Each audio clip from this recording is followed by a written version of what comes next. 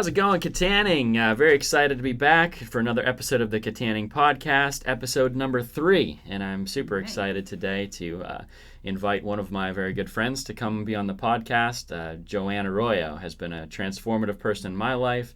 Very excited for all of you to get to know her because she's been such a powerful person in my life. The ideas that you bring to the table, I think, have a real opportunity to be a transformative thing for our city. So welcome to the podcast. Thank you. I'm happy to be here. Excited to be here as well. Yeah. How are you doing today? I'm doing fine. I'm a little nervous. A little nervous? Yes. That's okay. Nerves mean you care. Nerves mean you care. So I want to give you an opportunity.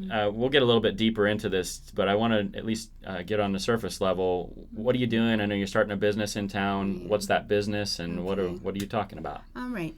Well, it's called A State of Becoming Consulting, and what it does is it provides an alternative approach to therapy, particularly for people who perhaps have gotten to a point where they're coping, they're managing, but they're not feeling as though they're able to step into the life that they envision for themselves. Yeah.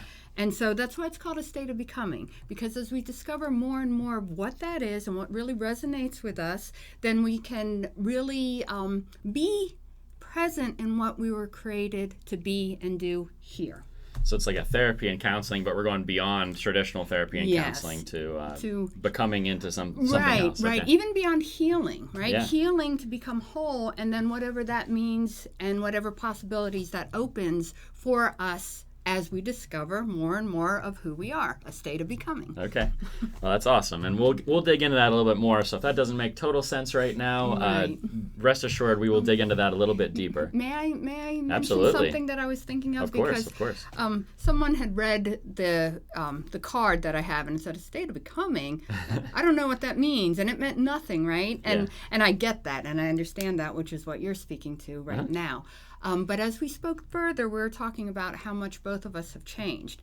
And he said to me, when you go through the struggles of learning how to manage yourself, when you go through the struggles of doing the hard parts of life, when you keep putting one foot in front of the other, you become something. Yeah. And I said, a state of becoming. And he said, oh, okay, now it makes sense. So in the hindsight, it makes sense, but I wanted to put that out there in the forefront to help people to understand where we're going and what we're doing in terms of their own growth and excitement. Yeah. Well, maybe I do want to get a little bit deeper into it then before we go back to where you've come from. Okay. Because I just want to talk about, there's this kind of idea within medicine that we're just treating symptoms or we're just treating one part of the person. Mm-hmm. And you have a very different approach to that. I do. So what does that look like with the body, mind, emotion, the different things that we've talked about before? Okay, and what that looks like is that, as you just said, we're treating symptoms, okay? Diagnoses are based on a cluster of symptoms, but the symptoms are only the indicators of the underlying causes of what is wrong, right? So if we're only treating symptoms, we're trying to make these symptoms feel better without understanding or knowing where the disconnect, if you will, between body, mind, and emotion continues to happen and fall out of alignment. Mm-hmm. So what I am doing is helping people to understand how the body is affected, how the mind is affected, how the emotion is affected, and then braiding all of those together so that there is an alignment that allows the person to fully be energized and available to themselves and others. Yeah. And I think in our nation, and especially, our area, there's this mental health crisis, and it seems like the mental or the medical community is kind of just playing whack-a-mole with symptoms. Right. And just like you hit something here, and then 2 other things pop up, and you're just constantly in this state of panic of like trying to figure out the next thing, whereas we're not getting to the deeper issues or the underlying issues that are actually causing it all.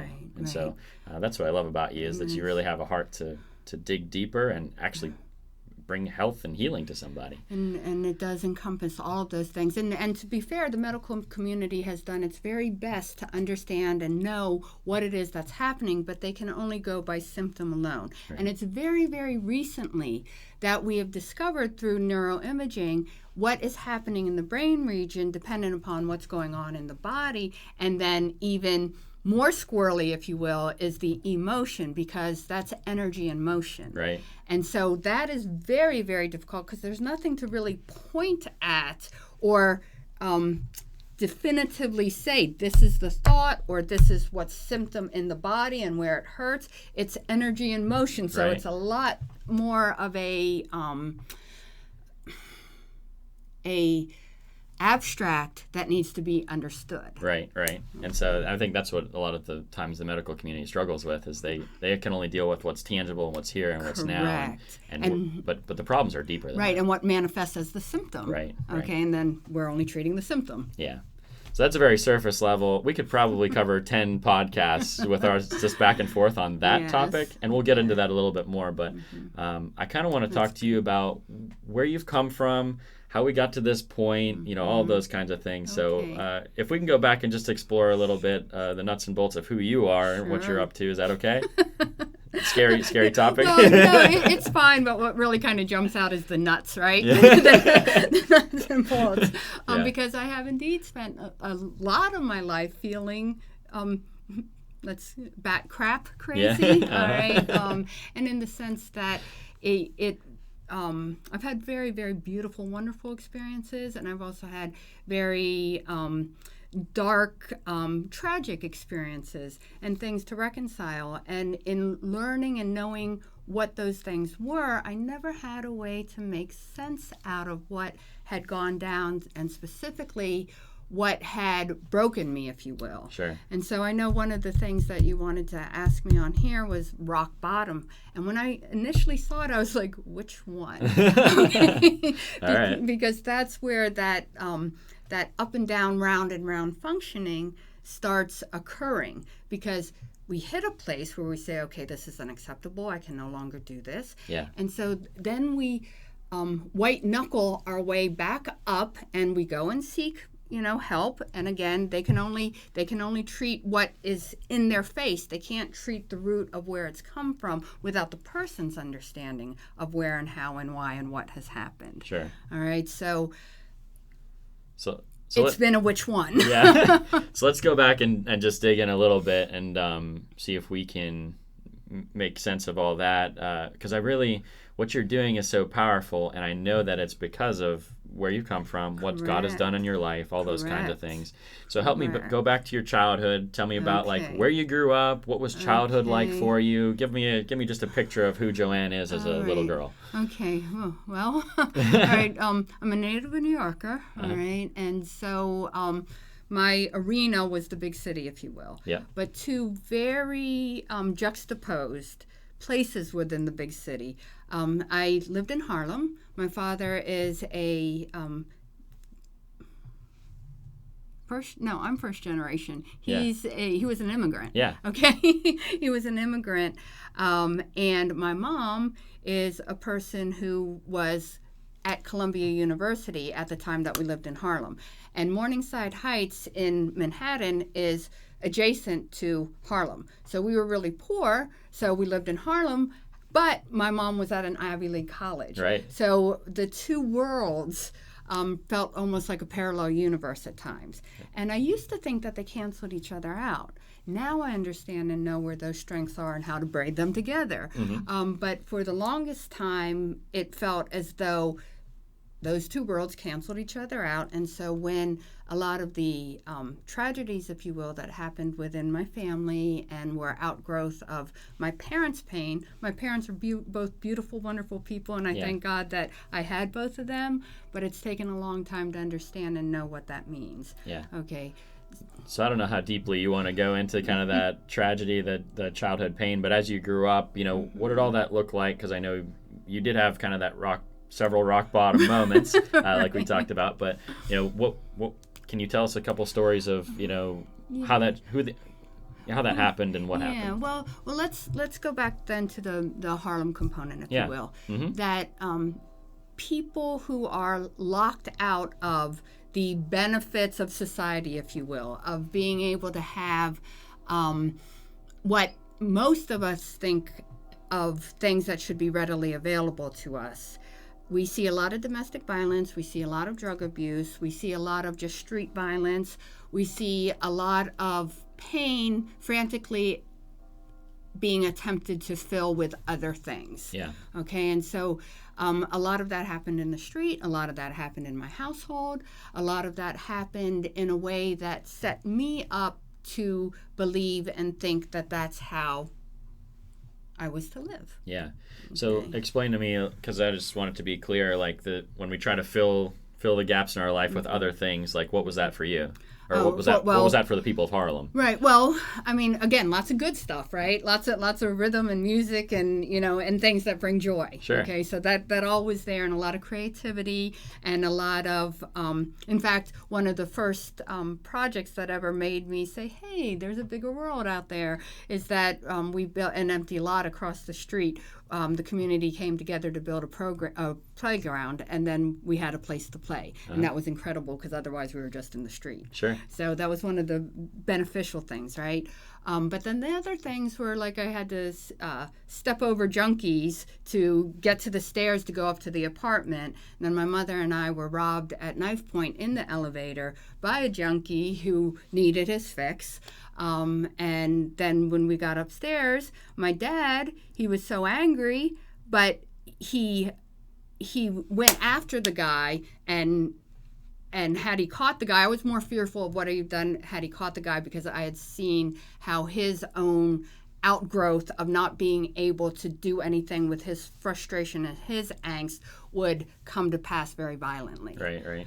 So it was that kind of thing that, and again, that's not to say there weren't beautiful, wonderful moments, because there were. And that's what made things so confusing, right? It was like, what is going on?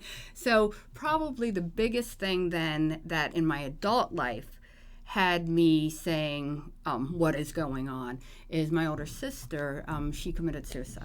When she committed suicide, she also murdered her husband. Wow. And when she did that, she left her 4 young children without parents. And I had just had my oldest daughter, who was 3 months old at that time. Mm-hmm. So that really made me say, whew. Yeah. What now? Absolutely. What now? So how old were you? Like what stage of life were you in at that point? I was young. I was 20. Okay. And the hospital gave me champagne. I wasn't 21 yet. Oh, wow. Okay. So I kind of remember that too, thinking, Yeah.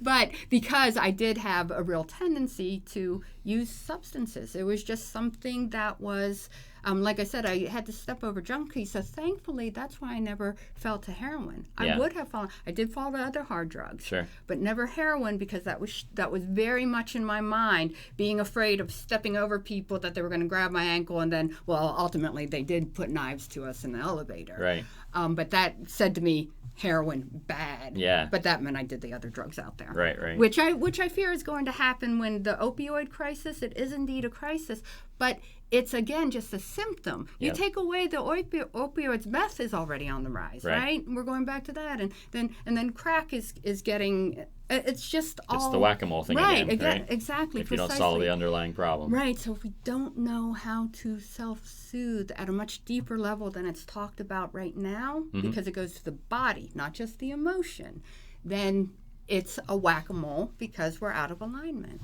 So I'm assuming after the tragedy of your sister, at that point you're still in college. I was. I got thrown out of high school. I mean, like expelled. Like, don't come back. Yeah. All right. So I wasn't in college. I was just bumbling around. Ultimately, you did end up in college, though. Ultimately, I did. I did. I got a GED so that I could do continuing education. Well, I didn't need a GED to do continuing education, but I did continuing education courses.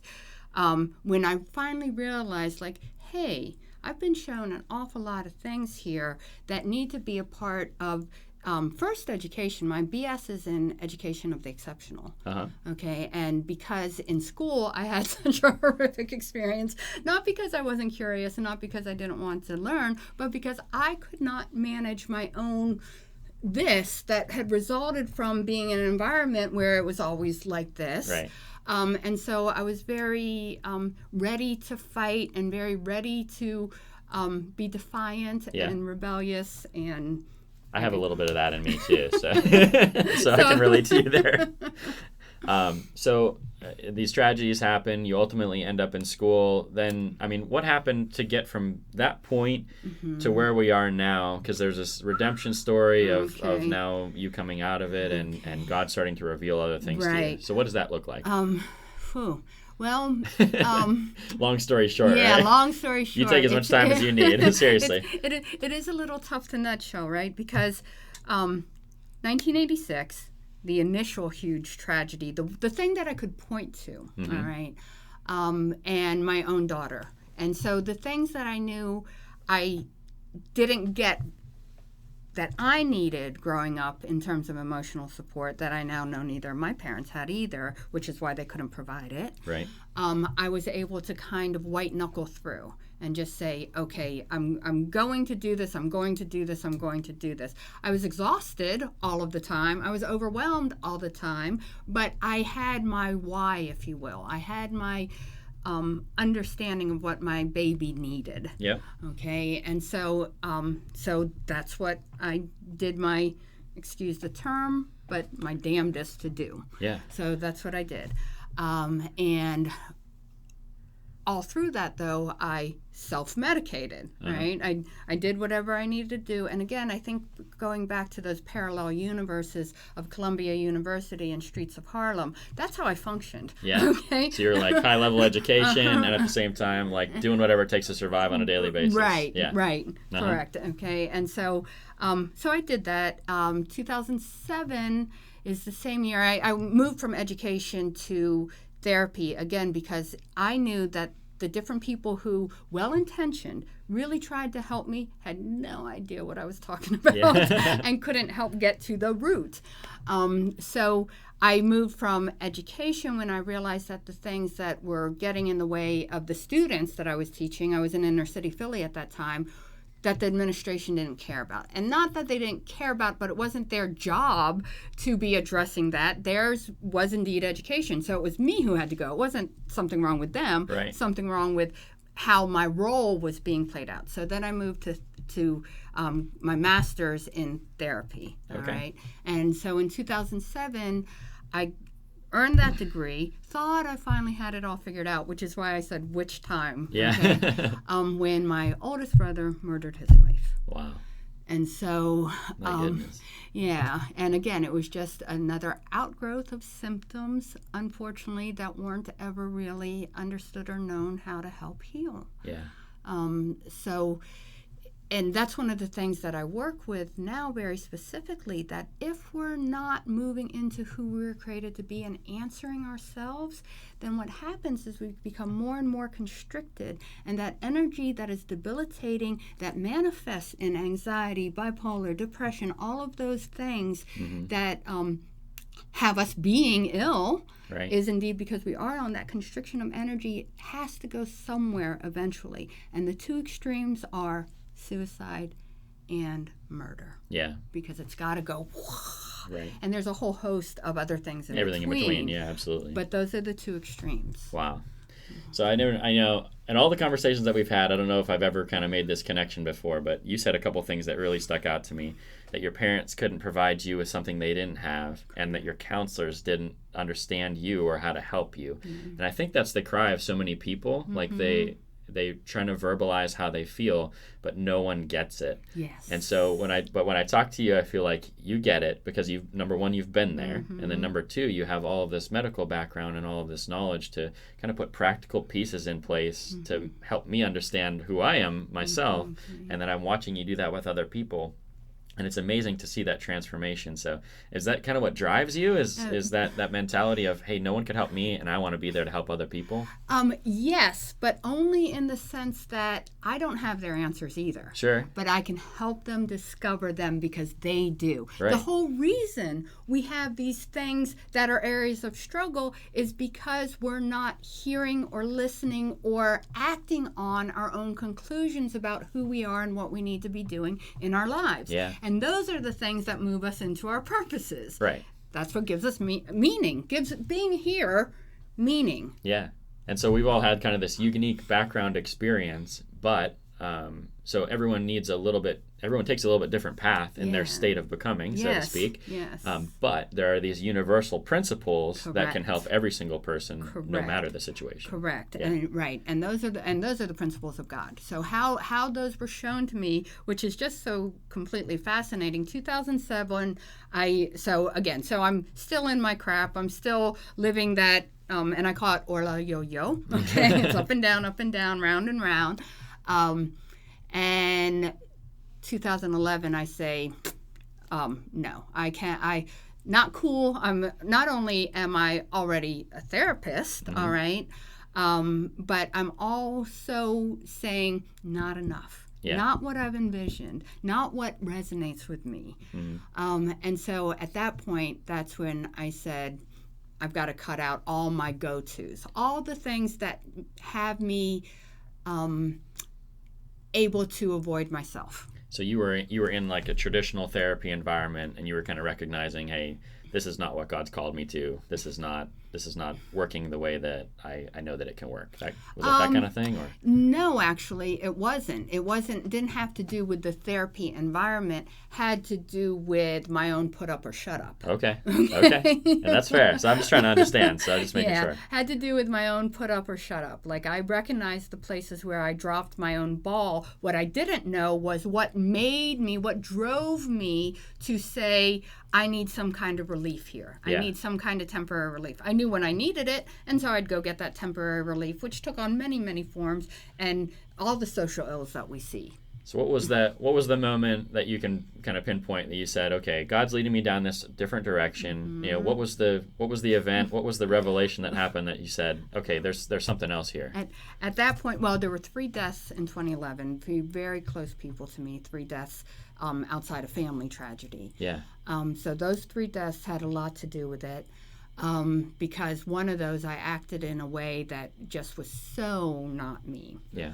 So I was actually watching Joyce Meyer, and some people have like this horrific opinion of this woman, but for me, I wasn't even, when I say I was watching her, I wasn't watching her. I had been channel surfing, and it stopped there. Yeah. And what came through loud and clear was, God is showing you one thing to stop for 1 year. If you do that one thing for that 1 year, your life will become completely different. Oh, wow, okay. Yeah, it was that direct. Well, probably because God had been grabbing me by because all along the way, now, again, in retrospect, I see where he was with me all along the way. So what was the one thing? Well, at that point, it was beer. But in order to stop beer, I had to stop cigarettes because those two went together. And in order to stop beer and cigarettes, I had to stop weed. Yeah. And in order to stop those, and when I talk about the more hard stuff, that's the more hard stuff. Sure. Okay.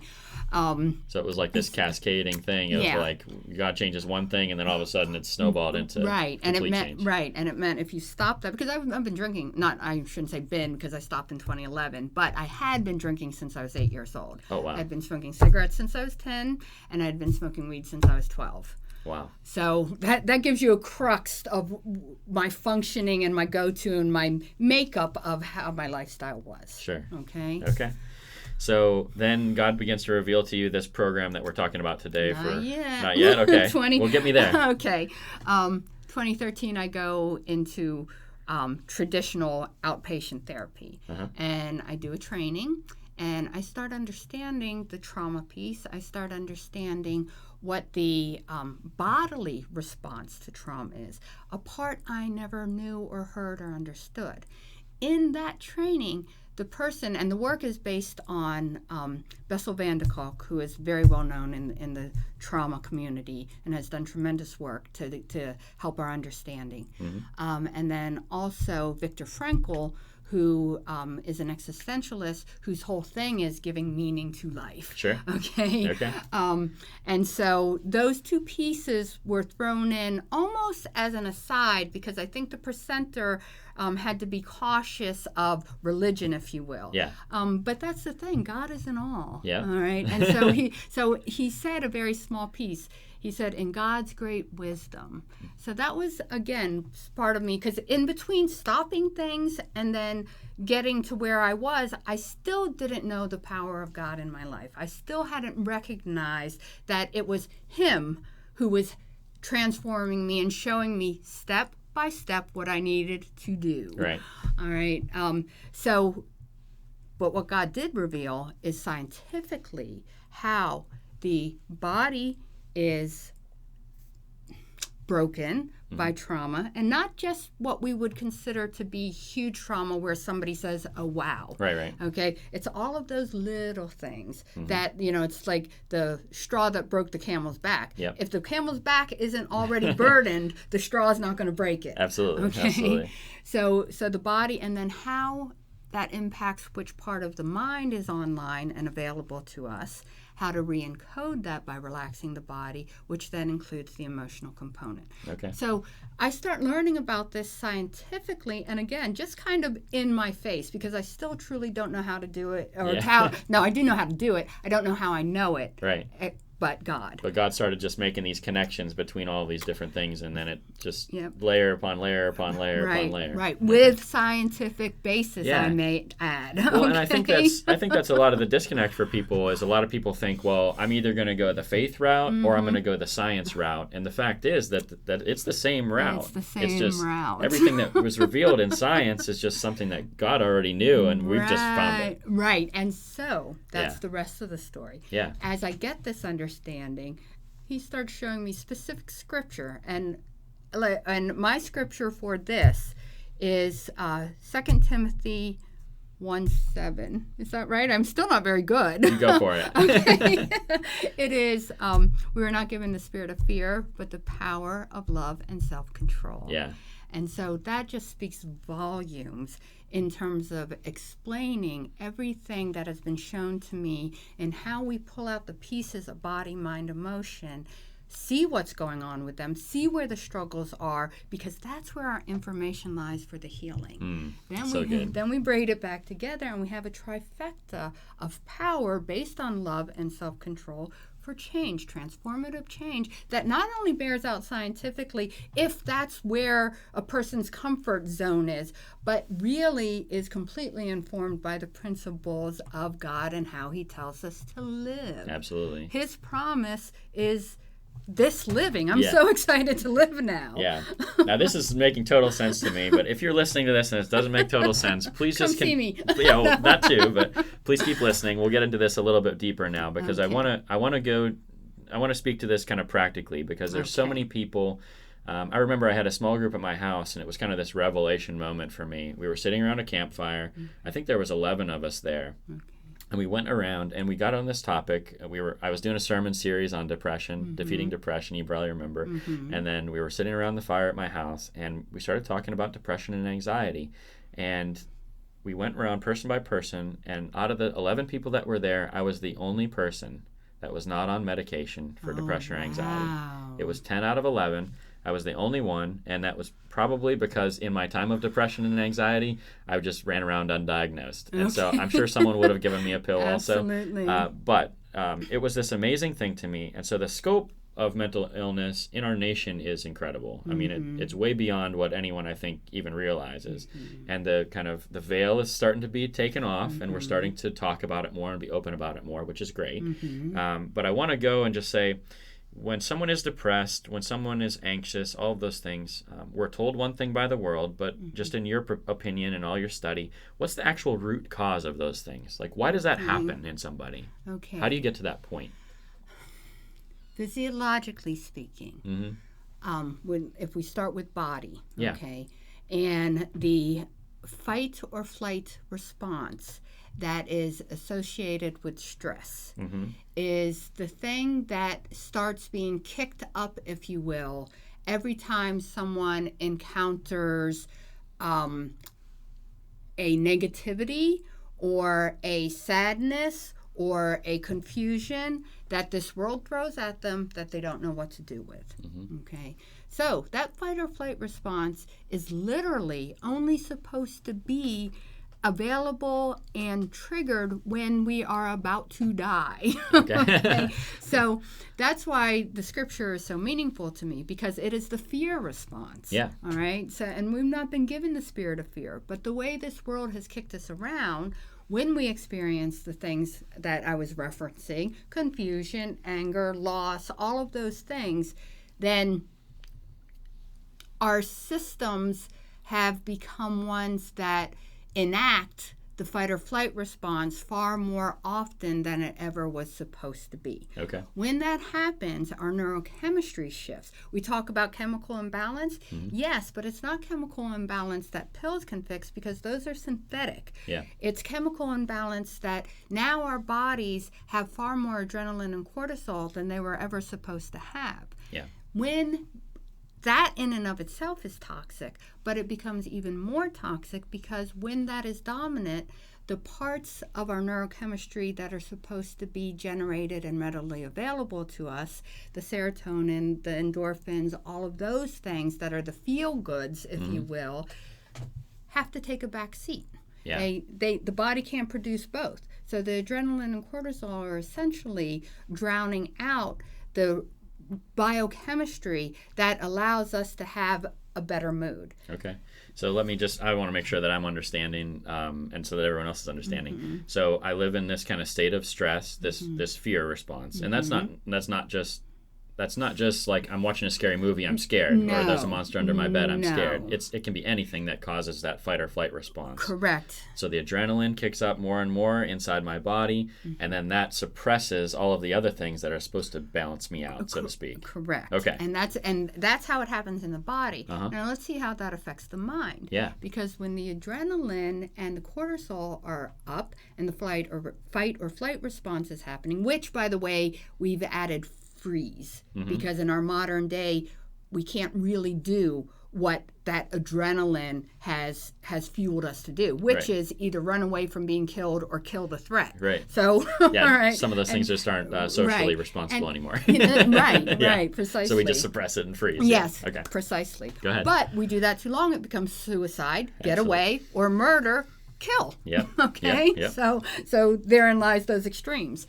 But having said that, the part of the brain that is online when the body is in flight or fight response is the head of security, if we will. It's the one that is going to focus on everything outside of ourselves and try to literally combat incoming. Boom, boom, boom, boom. And that's when we start feeling overwhelmed. We've got all this incoming.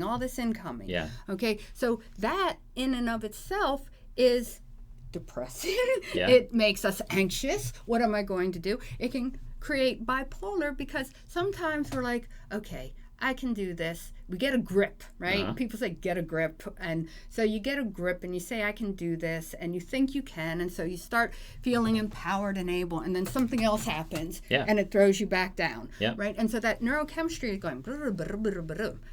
And sorry, go. That's kind of my experience as well, because I'm like a goer and a doer. And so I love to be on that kind of edge of adrenaline, and I'm not an adrenaline junkie in the sense that I like to race cars or jump out of planes. Right. That's not my adrenaline. My adrenaline is being productive and doing all those kinds of things. But when you live in that state for too long, and this is what happened to me, the first year that we did Summer of Serve, I was doing Summer of Serve. We had just had our second baby. I was still running a business, and I was not taking proper rest. I was living in that constant state of adrenaline, and then it's like any other drug, right? I mean, you can take it for too long, and all of a sudden the adrenaline's not enough to keep you going anymore, and then there's the crash. Right, and then there's the crash. And that's what happened to me. And when that crash happened, I can see what you're talking about, because my brain didn't have the ability to create the dopamine, serotonin to get me level again. Right. It was like it took my body like 6 months to reset so that I could even just get back to level. Yes. And it was a really, looking back at it, it's almost like this out-of-body experience. That's what depression was for me. Yes. Does that make sense? Yes, Okay. completely. Because after a certain point, the mind says, I'm out. I can't, and it's the dissociative component. It's horrible. Where you can't, that the body, the essence of us, if you will, our souls can no longer tolerate being in this place of discomfort that is completely so far removed from who we were created to be. Yeah. Okay, so then we talked body, mind, and then how does emotions come into play then? Well, again, the squirrely thing, right? Yeah. Emotion, energy and motion, Latin root emotere. Okay. Energy and motion. When we look at energy and motion, it is a stirring sense of some base emotions: sadness, fear, love, self-control. Those base emotions are things that when recognized that something looks like, feels like, smells like, it's that stirring, okay? So it's that stirring of that energy. Like your body's natural reaction to something that happened outside. Okay, go ahead. Yes, All right. yes, exactly. Now, how we feel about it, emotions and feelings are not the same thing. How we feel about it is the thought that we connect to that stirring sense to give it meaning. So if our bodies are in a fight or flight state and the part of our mind is online that has to do with the threat and incoming and that's the focus, that's all we can see, then the thought attached to that stirring of emotion is going to be one of fear, negativity, get away. Okay. Right? So just to put something practical to it, so let's say some traumatic moment happened in my life, my parents abused me or whatever, and then now that's created inside of me, it's attached this thought to an emotion that's inside. And so then later in life, that threw me into a depression when I was young. Later in life, something similar starts to happen.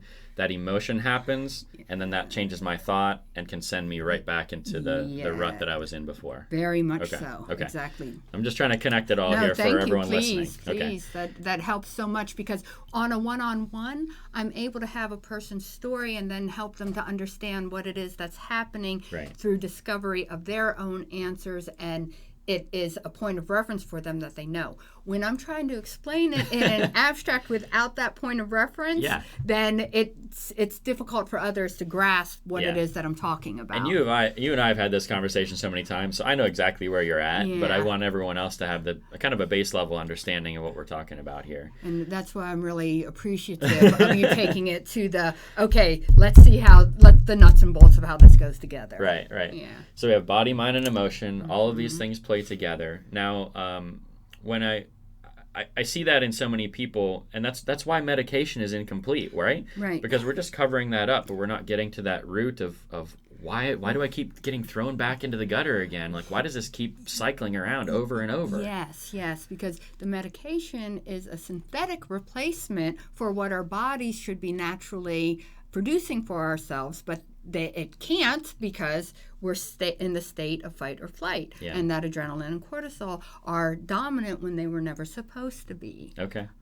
So now take me a little bit now, just kind of I know you counsel people on a weekly basis. You're actively in the fray on trying to help people walk through these things.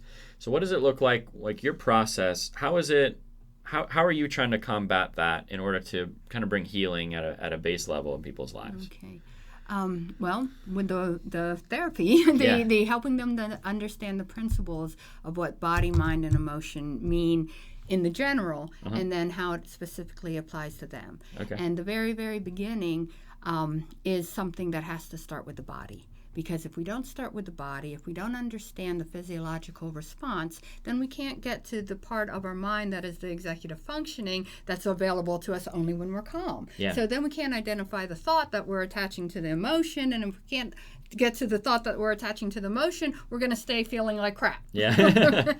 So what's that look like for, like, say I come in for the very first time, give me the, like, what can I do in my body to help me get to the emotion? Like, what's that look like? Yeah, well, what that looks like is we know through neuroimaging that when our bodies are under that fight or flight response, two very specific things happen in our body. The oxygen is diverted from the rest of our organs and muscles that when we're at rest it's available, okay? And that's another reason why we have all these aches and pains and tensions. Yeah. We don't have the oxygen flow at a steady level that's supposed to be available. So in the reaction, I don't call it a stress response because response is a whole different ball game. And as we move forward, I hope to change the vocabulary of what reaction and response mean. Sure. Okay? So having said that, it's a stress reaction. And the oxygen concentrates in the lungs where it's not supposed to be concentrated for a power strike. Because let's not forget, the body is preparing itself to fight or run. Flight, right? One or the other. So, and that's very extreme, right? So when that concentration happens, it's why panic attacks include chest pain. It's why we feel like we can't breathe. It's why we feel like we're not Yeah. All right, because it's right here and it's not where it's supposed to be. So Right. the first thing we have to do is put that oxygen back to the center of our bodies, the diaphragm, where it's really supposed to be available and originating to the rest of our bodies. So it's really, I mean, we really do have to stop and just start breathing again. Yes, and that's why when we say breathe, that's out there, right? Yeah. And that's incredible that it's out there, but we have to have the rest of the story. We have to know why, right? Yes. I mean, it doesn't help to just say, "Oh, just breathe." Yeah, It's well, like, I mean, it's it like does. It's like telling someone that's in a crazy thing, "Oh, just calm down, just calm down." Yeah. Like, that's not helpful. Well, You got to teach me how and why. Yeah, well, teach the how and why, but even the how and why of just the body needs the rest of the story. Absolutely, the okay? mind and emotion and all that. Absolutely, okay, but yeah. yes, so it relaxes the body and it puts you in a state. And again, surface level, it helps people able to work at the surface level of what's getting in their way then. But my thing is, I'm going to help people to understand what it means to have these skills, this knowledge, this understanding, and be able to apply it no matter what happens down the road. Absolutely. It doesn't have to be circumstance specific. Indeed, it's not supposed to be at all Right. specific to circumstance. It's those universal principles that we're talking about. Right. Yeah. Right. And so then no matter what comes, we're able to use. And so we no longer, sorry, therapists, I'm looking to work us right out of a job. All right.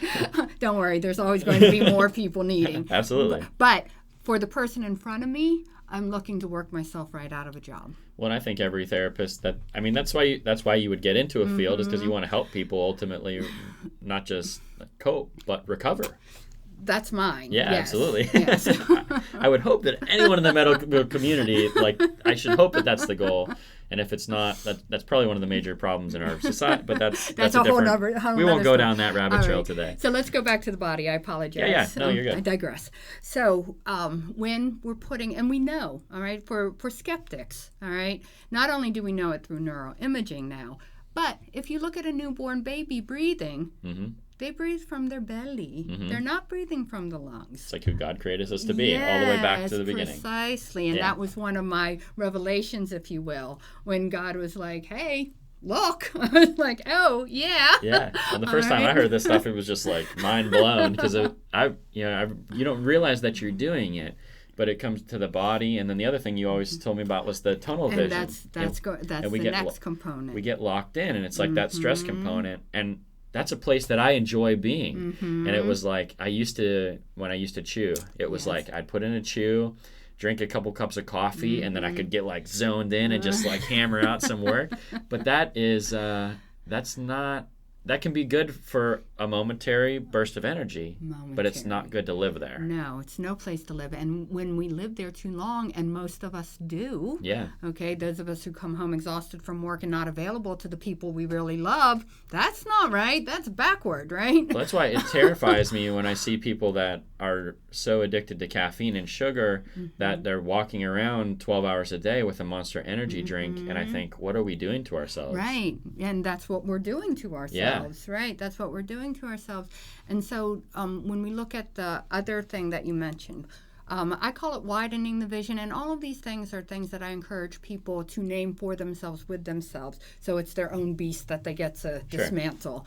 All right, but I call it widening the vision because what it means is that in that reptilian hooding of the eyes that happens in moments of anxiety, fear, anger, okay, all of those, literally seeing red, that's because the blood is surging through behind this area, and it is designed to either zero in on the thing that I need to kill or find the quickest means of egress. All right. So when we widen the vision, which we can do by bringing our fingers out, it opens up the area of our minds and our bodies in a way that says, oh, I'm not in danger. I'm all right. I'm all right.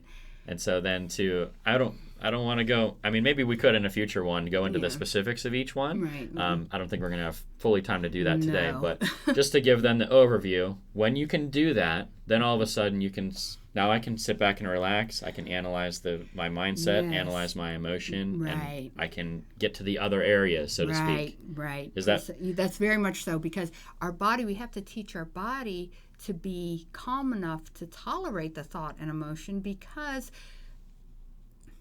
social and emotional learning have shaped our brains in a neurocircuitry in a way that it goes from beginning to conclusion that fast, making it feel automatic. Yeah. The only part that's automatic is the bodily response. Yeah. The emotion and thought are not. And I don't want to take away from the other stuff, because the other stuff is so powerful. But from the, like, just to give everyone listening an example, the first time we talked, and I went to one of Joanne's counseling groups just to observe. They were in our church, and I thought, I want to go and see.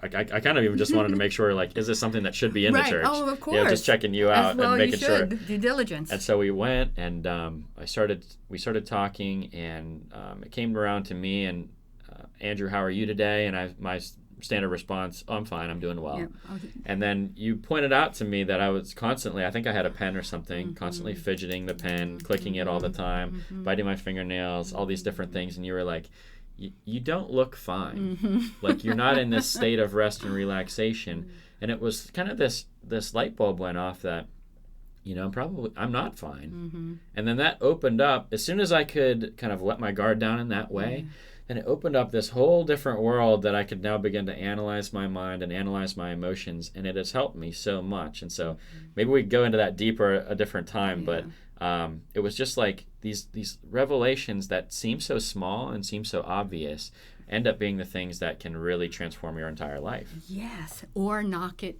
to its knees. Yeah, absolutely. Yeah, get rid of those things forever. Yeah. And so and that's the thing that's an important part to emphasize, is that we don't know what these things are initially, because our architecture of our brain has 5 more regions to recognize, not 5 more, 5 to recognize threat and danger than reward. Oh, wow. Okay, so if the thing, and that makes sense, because the thing, when God created us, the thing that was not supposed to be dominant needed a larger audience, if you would, when it does need to come onto the scene. Sure. Right? Yeah. So, but when it's become dominant, which I know to be true, that Satan has hijacked that function, all right, because he is the great deceptor, and he is the spirit of fear. He says, let me get a hold of this thing. If I can get a hold of this thing, I can make them feel like they need all this otherworldly stuff to fill the God-shaped hole, which is who and how and what we are when we're connected to God and who we're created to be. That's awesome. Okay. That's awesome. Oh, man. I so want to go deeper into that. I think I will. So I just want to touch on one other thing, because I had mentioned this in a sermon that I did, and it was based off of what you said. And I used the example because I think everyone in Western Pennsylvania can relate to this, of a quarterback. And so when a quarterback is when you're a bad quarterback, okay, or a rookie quarterback, you always have that situation where they get tunnel vision. And so a rookie quarterback sees the linebackers coming, that fight or flight response takes over, and they're not able to analyze the field and get the ball to where it needs to go. And they get sacked. Yeah, and they get sacked, or they make a stupid mistake and they lose the game. Yeah. Right. And so, and then a veteran quarterback, you have a Ben Roethlisberger, someone like that, that's used to those stress responses coming. They can see it coming. They still have the wide vision. They can be looking down the field. It doesn't paralyze them, and they can make a good decision. Correct. And so those things are just so practical that if we can realize that, and realize that, in a sense, we're all quarterbacks. Right. We're all of our own lives. Of our own lives. Absolutely. And so how we respond to that stress situation is going to then affect our decision making, which will then affect our stress situations too. Correct. And we can get off that crazy cycle and get onto the path that God wants us to be on. Yes. Yeah, very much so. So, okay. Sorry, I just wanted to say that. No, that's precisely it. That's a beautiful analogy. Yeah. So one I'm going to steal, by the way. Yeah. So your goal in counseling then is just I mean, I know we've kind of touched on it a little bit, but what's your ultimate goal? Like, someone comes to see you, what's your hope and your dream for them? Oh, it's going to sound so corny, but it's true, that they're able to manifest the hope and the dream for themselves. Yeah. And let's not forget that God gives us those visions, those hopes and dreams, and puts them on our heart so that we have a place and a means to recognize where it is we're supposed to be moving. Yeah. And then He provides us with the abilities to do that. However, we have to say yes. Mm-hmm. And that's where I go back to with the body. We have to take ourselves out of the spirit of fear so that we can then walk into the power of love and self-control that he has for us. Mm-hmm. But as long as we remain in the spirit of fear, we can't hear, know, or understand what it is that he has for us and he's showing us. Yeah. Okay, when we're in a calm state, then we can start seeing what's going on with the mind, which the Bible addresses every single one of these areas. Absolutely, yeah. Okay. Yeah, see, we need to go through that in more detail another day because that's so powerful. And if you're listening to this, if that's something that you want to hear, I'm assuming that you do. And I probably don't even care whether you want to hear it or not because it just needs to be done. Yeah. But if you have any other questions about specifically how those all things are tied together, please put them in the comments and we'll use them for a future podcast down the road. But I do want to get into a couple nuts and bolts things because we had some people make comments on the live stream last Sunday. I do a live stream every Sunday night, and so people made some comments because I told them I was hoping to interview you in the coming week. Okay, I wondered how they... Yes, that's how this got here. Okay. So Kevin, who's a friend of mine, he said, I always get depression where I am not sad, I am just numb. And so many days of the month I feel absolutely nothing. And I think, a lot of times we think of depression and we just think of sadness. We think of just being down. And but it's, his experience is not that. My experience was not that. And so can you explain just a little bit, like, is that normal, what he's feeling? Is that how depression is actually, or what is depression? Well, again, it's person specific. Okay. All right. Yes, there are elements of it in the general sense, but how a person experiences it is very personal unto themselves, which again is why I help them discover what it is that's happening. Yeah. But the not feeling anything, the numb, is the freeze component of when the body can no longer fight the adrenaline surge. Okay. All right. So let's say we have a car and it's in park, but the gas pedal is completely floored. So you have all that go juice, because it's got to do something. It's got all the, but it's in park, so it can't. Yeah. So when we get to the point where we feel helpless and hopeless, because in that situation, the car, it says, I've got this go juice, but I'm in park. I can't go anywhere. So I can't go anywhere. I can't do anything. I'm helpless. I'm stuck. It's hopeless. Yeah. I'm stuck, right? Okay. So after a certain point, that is no longer tolerable in the body. The body cannot say, okay, this is a place that is manageable. So we just go numb. Yeah. Okay.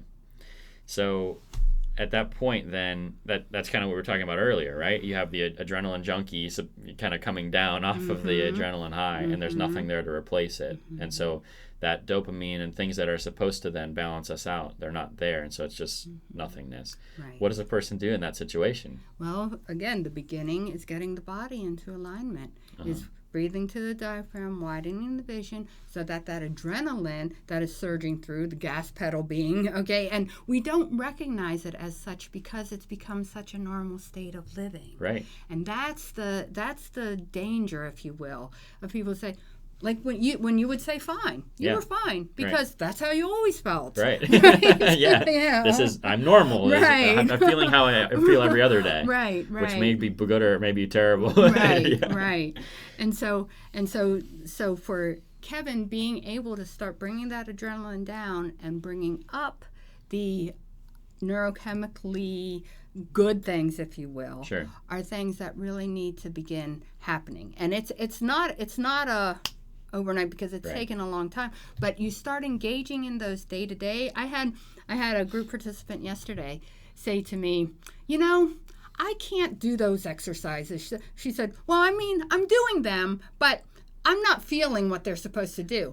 Immediately afterward, she tells me a story about how she handled a situation in a way that was from her executive functioning that she never would have handled like that before engaging in these practices. So she didn't recognize and know just what kind of benefit she was getting from them. but it played out in her functioning. And you're talking about even just the breathing and widening vision and doing those things. And it was affecting her daily life. She didn't even know it. Yes, because then her executive functioning came. And when we discovered it, and that's why, again, why I call this the facilitation of the discovery. When we discovered, she was like, oh, yeah I did working. That. Okay, and so now that's the other part. The accomplishment component of knowing that we can affect change in our own lives gives us a dopamine hit. Well, the dopamine hit is the thing that's implicated in drugs. So we don't need that crap. We need real experiential success. And you start to win, and then that can snowball just the same way that the anxiety and the stress snowball can work. So precisely. And which is why we change the directionality of the emotion. And so for Kevin, Kevin, when you get to that place, in my experience, once you're there, you're kind of there. You are depressed, and it's real, and it's it's totally real. It's totally real. You don't have to think that you're abnormal or anything like that. It can happen to anybody, but it's the small things every day that you can begin to do to start to balance yourself out. And I don't know how your sleep is, Kevin, but that's an immense component, because that's the only time in our existence when the adrenal gland shuts all the way off. That's why sleep's so important, and that's why 6 to 8 hours sleep is so important, because by the time we have to crest 6, and so we can get to the place where the neurochemistry that happens when the adrenal gland is off can wash our brains and get rid of that muck and that mire that's built up when we've been out here slogging it out. Okay? That's like Romans chapter 12, right? Day by Tell day, me about it. the renewing of our minds day by day. And that's literally what we're supposed to, the scripture calls us to that too. And see, that's one of the things that I'm so excited about, is that I know full well God has said this, but I need you, and you've been so transformative for me in saying, oh yeah, not only the parts that you know are right here, it goes deeper than that. It's right here and here and here and here. It tells us how to live. That's why we just play off each other. I love it. So that's Kevin. Kevin, I hope that helps. And obviously, Kevin, if you need to talk to somebody, Joanne, I'm sure would be happy to, and of course I would be happy to, my friend. Kelly also put a comment on there. I'm not going to read the whole thing. We'll just go into a little bit. She's diagnosed with bipolar and anxiety. She says it's terrible. She sees a therapist, and her anxiety kicks in where she picks around her fingers, and it's terrible. Now, Kelly is actually pregnant, so she hasn't been able to take her medication. So your program is designed for that kind of self-discovery, being able to cope and get through yourself. So what would you say to someone like Kelly, who's in a situation where I need medication to kind of be level, but I'm not able to take my medication right now? Does what you do help someone like her? Yes. Okay. And the short answer, yes. Let me be clear. There's a role for medication in the sense that it can get us level enough to start learning these things. Because if we can't get level enough to start learning these things, then what's the point, right? But my mission, if you will, is to help people to get to a place where they no longer need the medication. And I've seen that happen. Absolutely. Right? Very cool stuff. See, that's the most exciting part of this for me. Because when I was talking about the campfire earlier, 10 out of 11, there's just no way that it should be that. No way. You go back a couple hundred years ago, this wasn't even available. Right. And that was a situation that wasn't great either, because people that really needed help couldn't get it. But now we've swung the pendulum way too far to the other side. Way too far to the other side. Right. But so for Kelly, again, being able to calm the body, because that picking around the fingers is trauma discharge. And again, it doesn't have to be some horrific happening. What it has to do is trying to get rid of that adrenaline, which is where the anxiety comes from, and then the chemical imbalance that characterizes bipolar, right? Because sometimes it's available, sometimes it's not, sometimes it's available. So my guess is that it's less available to her than what typically bipolar would be, because the anxiety is also diagnosed. So that says it's present.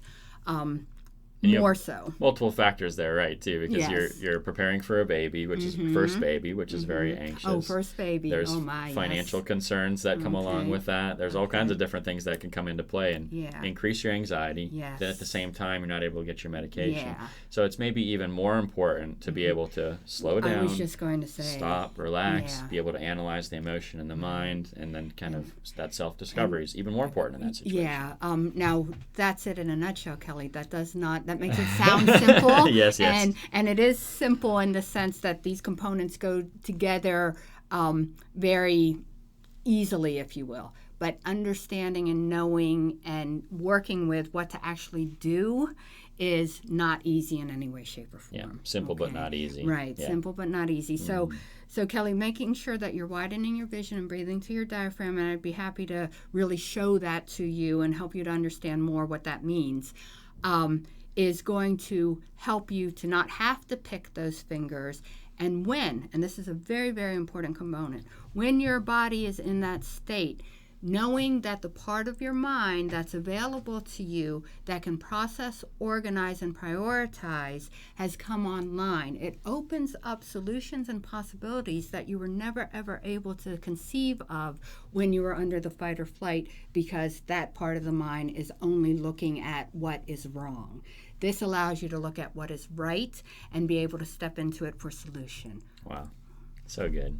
So Kelly, if you want to talk about that in more detail, once again, please put a comment, or you can get in touch with Joanne. I'll make sure to have her information in the description of this podcast. And so if you need to get in touch with her at all, I'm sure she'd be happy to go a little deeper on that. Yes. So I want to transition now away from, because this is about Kittanning, right? Yes. And so I do want to talk a little bit about that. I know we've been going for quite a while, and so if you're still with us, Lord bless you. I was just going to say, do you just want me to say goodbye now? No.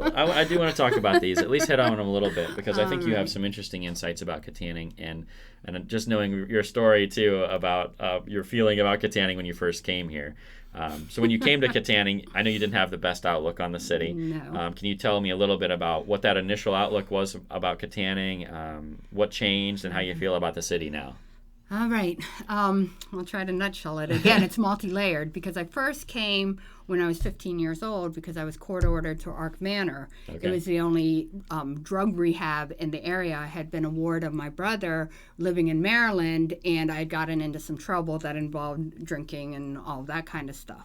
So I had to come back to Pennsylvania, and I was living in Indiana, Pennsylvania at the time, because my point of residence was Indiana, Pennsylvania, because my mom was teaching at IUP. Okay. And so, but like I said, I was living in Maryland as a ward of my brother because I was so out of control. And he was a Marine, and he's actually the same person who ended up murdering his wife. So that PTSD and all of those components, right, come into play. Now, having said that, so I essentially was on my own. That was my point that I was trying to get to. I was 15 on my own. I got court ordered to Ark Manor. So that was the first inkling of the place. Yeah. All right.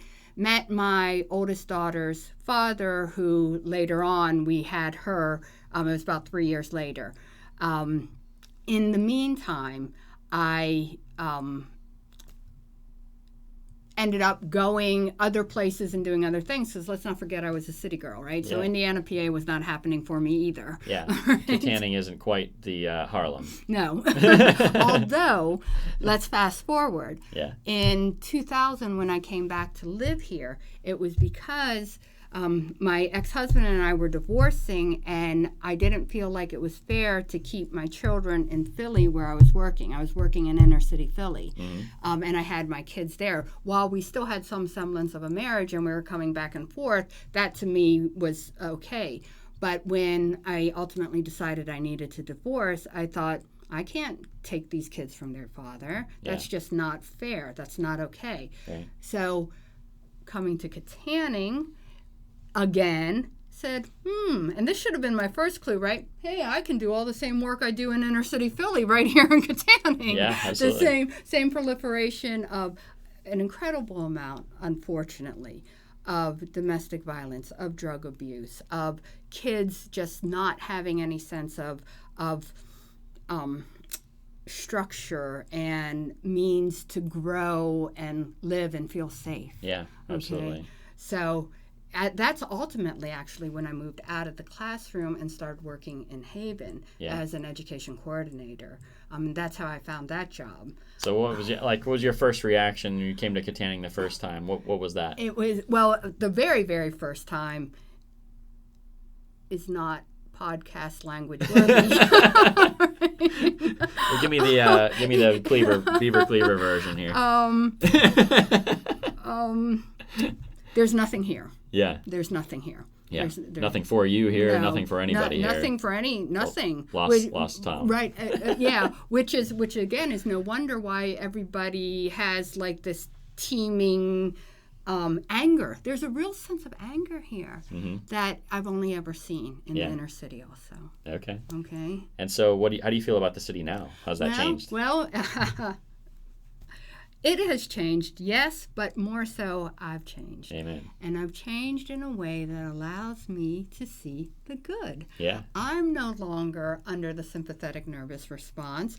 That is the fight or flight that has those 5 architectural structures that only see the negative. Yeah. I now can say, because I'm in a relaxed state that allows the part of my mind that processes, dreams, envisions, to now see the things that support that. Right.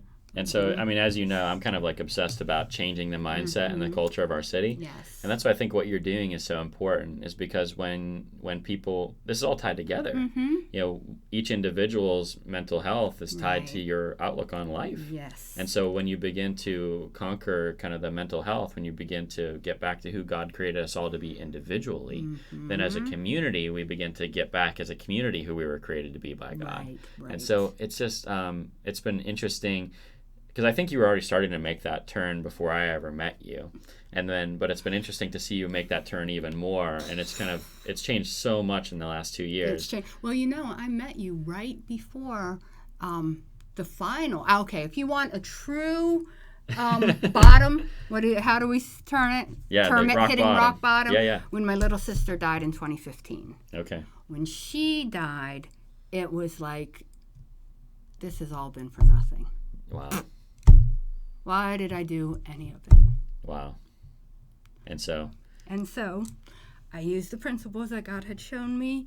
It really became something that, okay, if this is true, it's going to be true now. Yeah. Because otherwise, it's all hooey. BS. Hooey. It's all hooey. All right. And so I really had to move into, and it's when it really became a working framework and understanding for me. Yeah. It was principles before. Now it was practicality. Wow. That's a great place to, I just want to put some icing on the cake here, because for those of you that have heard Joanne speak, and we're only scratching the surface here, right? Oh, yeah. Absolutely. You have suicide, murder in the family, lost 3 siblings at this point.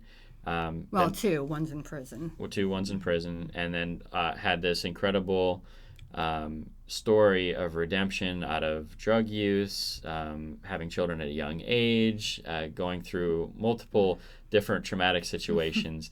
If it's been available to go through, you've been through it. Yes. And you've come out on the other side, and you've said, God's principles still work. Life is still worth living. Yes. There is a way out of every situation, and there's a way to cope beyond what the world is giving us right now. Absolutely. And that's the truth and the goodness that is available to us. And let me say this, though. Yeah. It's really important to, if people say, I'm not going to drink the Kool-Aid or whatever, they think it's, let's look at how mindfulness has become something that the world talks about as being necessary and good. And it is. But that's based on Buddhism. The people who have subscribed to or believe in or use and beneficial aren't running around in whatever the garb is. I forget what the Dalai Lama wears, but whatever the garb is, saying, I'm a Buddhist, I'm a Buddhist, I'm a Buddhist, right? The principles that are scientifically sound of what and how and where God has brought me through remain the same. And in that journey and in that walk is then when we discover that God is indeed in charge. So I say that because nobody has to buy in, if you will. I don't really like the term, but nobody has to buy in to benefit from this understanding. It's the beginning of healing and the transforming power. So let me just finish on this, and then we'll talk a little bit about how people get in contact with you. Okay. Let's say someone's listening to this. They're in a really bad place. Okay, they're going through some stuff. They're depressed. They may have attempted suicide or think about it or whatever that might be, or they're, those extremes that we talked about. They're at that place. Right. What do you say to them right now? Oh, there's life. Yeah. There's life. There's hope. Yeah. Absolutely. Well, it's funny to me because life, when I say life, that encompasses so much more than existing. Yeah. And what we have available to us out there now just gets us to the point of existence. Yeah. It doesn't do the rest of the story, that life. Okay, and one of the other things that it's important for me to say right now is when my little sister died, I was very tempted to go back to all the things that had always filled the holes before. Right. And God very clearly spoke to me, and I'm not saying auditory, but a knowing and a hearing. Yep. Okay. Remember, you said no matter what. Yeah. And I said, I'm not going back because in that interim, I had already discovered so much more life than I'd ever had. Life being joy and happiness and excited to get up in the morning. Whew, amazing, right? Yeah. And he said, no matter what. And so it was in the no matter what. Had I gone back then, the rest of this would not be happening. Yeah. It's in the no matter what that he shows us what the rest of his power for us specifically, not in general, for us specifically is. So there's more for anyone out there listening. There's more than just coping and surviving and existing. Like there's this whole life that you have not possibly experienced yet that God has for you. Right. And so no drug matches. Absolutely. I'm here to tell you. Absolutely. I can attest to that also. So that's just, it's just amazing stuff. I hope that you've been changed and transformed today. Joanne, how can people get in contact with you? Are you taking on new clients? How can people get in touch with you? I am. I'm taking on new clients. The best way at this point is phone or text. That number is the same. It's 412-999-4141.